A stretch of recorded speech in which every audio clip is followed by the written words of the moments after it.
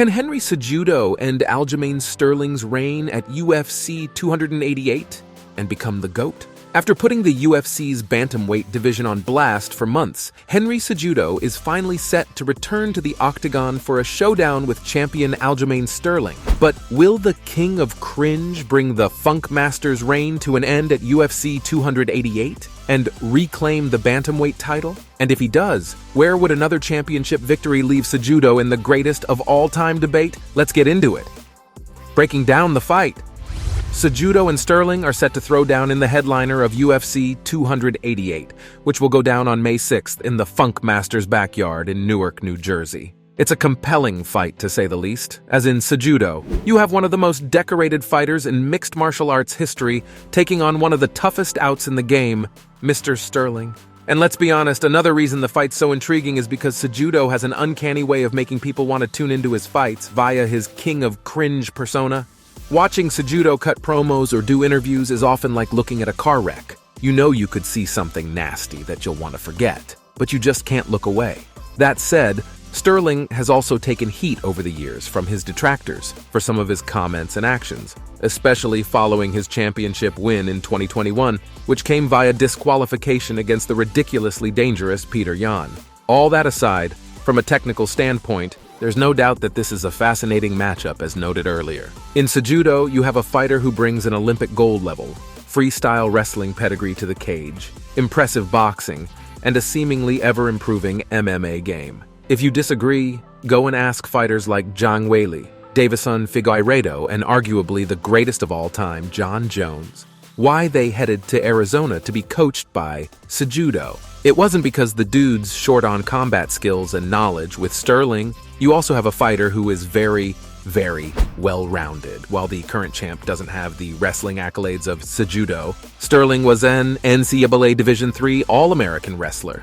In addition, the New York fighter has a funky, comprehensive striking game that features some flashy techniques. Last, and certainly not least, Sterling is a Brazilian Jiu-Jitsu black belt under renowned grappler and former UFC champ Matt Serra. Those ground skills have given various fighters all sorts of trouble during Sterling's UFC run. You can check in with Corey Sandhagen on that. So where does this lead us in terms of the fight's outcome?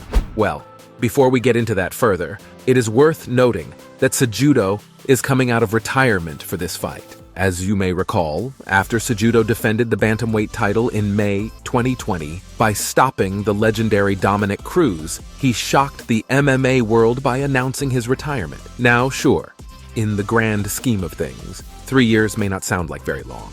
And, as noted, Cejudo remained in the game this whole time as he was coaching and training. But, in the fight game, going 3 years without a fight is a pretty long absence. Further, Cejudo is now 36 years old, which in the smaller weight divisions is getting up there.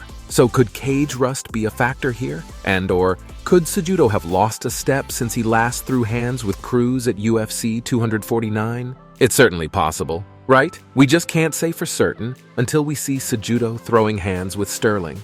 But let's forget about that for a minute and just look at what we know. The 5'7" Sterling is 3 inches taller than Cejudo, and he has a significant 7-inch reach advantage over Triple C. We know that when Sterling has fought shorter fighters in the past, he's put his reach to work and waited for opportunities to take the fight down if needed. It is worth noting, of course, that Cejudo has fought and defeated taller, notable opposition in the past in the likes of Marlon Moraes, TJ Dillashaw, and Cruz. Against Cruz, Cejudo effectively countered his unorthodox footwork and range with thumping leg kicks. So don't be surprised if the Funk Master is trying to check kicks real quick at UFC 288. While Sterling does have a tricky and diverse striking game, even his biggest boosters would concede that the majority of his MMA bread to date has been buttered with his grappling game. In other words, if the fight stays on its feet, one could certainly make the argument it will favor Cejudo. Triple C hasn't been a lights-out striker throughout his career, but he has showcased he can crack with his punches, particularly during the latter stages of his UFC run. If you need a refresher, rewatch his bout with Dillashaw. So, this is where things could get dicey for Sterling. Will he be able to take Cejudo down and put his vaunted ground game to work against an Olympic gold medal wrestler who has defended 93% of the takedowns opponents have attempted against him in the Octagon? Yeah, that's not a mistake.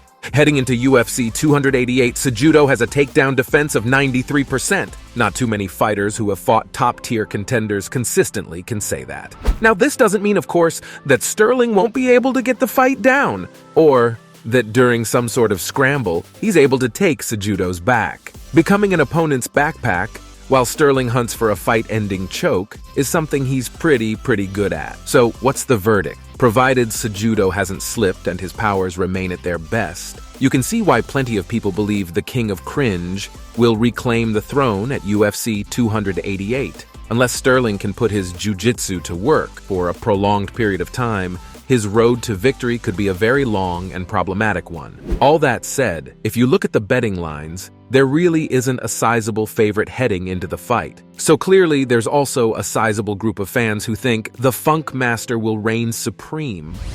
But what are the fighters saying? Of course, you may want to hear from folks who have actually stepped into the Octagon and who have fought world-class fighters before making your own call for the fight. For example, on a recent episode of The Fighter vs. the Writer, rugged veteran and former welterweight contender Matt Brown weighed in on the contest. According to the Immortal One, he has next to no doubts that Cejudo will hoist the bantamweight crown again. I think Cejudo beats Aljamain pretty soundly, Brown said. I think Cejudo's got tremendous boxing, amazing wrestling. I don't think Aljamain's going to be able to get him down. I think he's just got better boxing, better stand-up. He's very disciplined with his stand-up. He stays tight and strong. I'm going to go with Cejudo on that, Brown furthered. I think he beats him relatively easily. Cejudo, I'm picking very soundly to win that fight against Sterling. How about that, huh? That's quite the bold and emphatic prediction, but do you agree with Brown? Well, Adrian Yanez also recently shared his thoughts on the contest while talking with the media ahead of UFC 287. Here's some of what the bantamweight contender had to say. That fight, pretty much the way I look at it, is it's going to be unorthodox versus orthodox, Yanez said. They're both intelligent. They both have really good MMA IQ. To me, whenever I look at this fight, from what it's looking like, it's if Henry can keep it standing, it's going to stay with Henry. He's no slouch on the ground, but if Aljo gets him down, I think Aljo takes it. Yeah, this seems to be a consensus opinion. If Aljo can't get the fight down, he could be in trouble. If you ask Sterling, however, perhaps not surprisingly, he has a very different take on how things will unfold at UFC 288.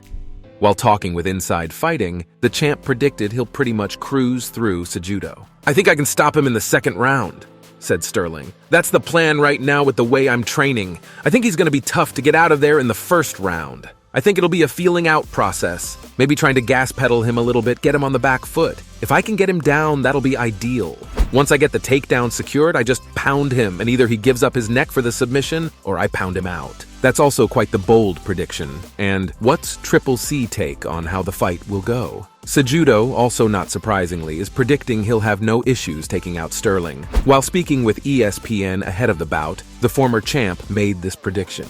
In every sense of the word, power, speed, experience, grit, technique, just all that, Cejudo said, while discussing where he has Sterling beat. Even the looks. I'm just better in every area than this guy. Aljamain knows I'm the guy out of everybody on the whole roster. Whether he wants to say he's gonna put me out in 2 rounds or I don't deserve it, I'm letting you babysit my belt. He knows that I'm just the toughest matchup stylistically. I know he knows what I'm capable of doing. This fight doesn't go past 3 rounds. But what's your opinion? Do you see Sterling stopping Cejudo? Or if he does defend his bantamweight title, is a decision win far more likely? Or do you see Cejudo reclaiming the bantamweight crown with an emphatic victory? So what would a win for Cejudo mean? Could he become the GOAT? Predictions aside, if Cejudo is victorious in his comeback fight and becomes a 2-time bantamweight champ, where will he sit in the GOAT debate? If you've followed Cejudo, you know that the king of Cringe has already claimed he's the greatest combat sports fighter ever on account of his UFC championships in the flyweight and bantamweight division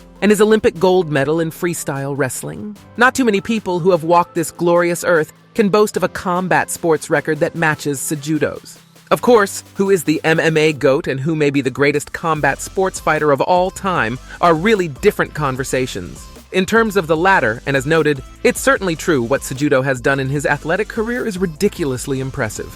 But if we're just looking at MMA as it stands right now, you don't hear Cejudo getting mentioned too often, if ever, as the GOAT. That accolade is typically associated with the likes of Anderson Silva, Fedor Emelianenko, Khabib Nurmagomedov, and of course the aforementioned Jon Jones. In fact, now that Jones has also won the UFC's heavyweight title, more folks than ever are calling him the GOAT. So, if Cejudo does win at UFC 288, he'll likely need to do some more work before the majority of people proclaim him as the GOAT. One thing is fairly certain, however, if Cejudo does win, we can expect some cringe-inducing statements. Agree?